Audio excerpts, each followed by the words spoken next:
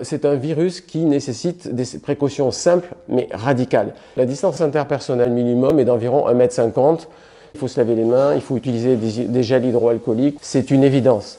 Mais en réalité, le virus est transmis par voie respiratoire, il faut bloquer cette barrière et porter un masque.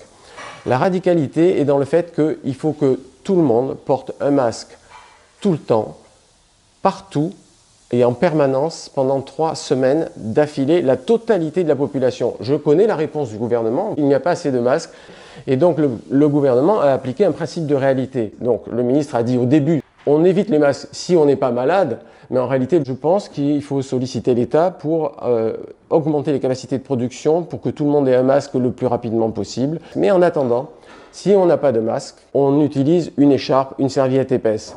Si vous portez une écharpe épaisse sur le nez, vous limitez la propagation du virus. Chez les pompiers, on a étudié, on sait que le taux de filtration et le taux de fuite est à peine inférieur pour des particules de 5 à 10 microns à celle d'un masque chirurgical.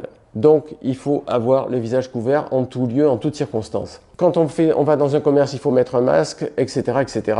On peut réutiliser les masques, c'est très facile. En chauffant avec de l'air à 120 degrés, on tue la totalité des virus et un grand nombre de bactéries. C'est un virus qui est fragile.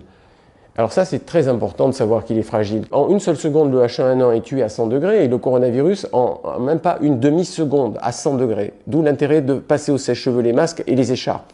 Donc voilà, c'est un virus qui nécessite des précautions simples mais radicales. Et c'est là l'importance, appliquer la radicalité qu'il se doit.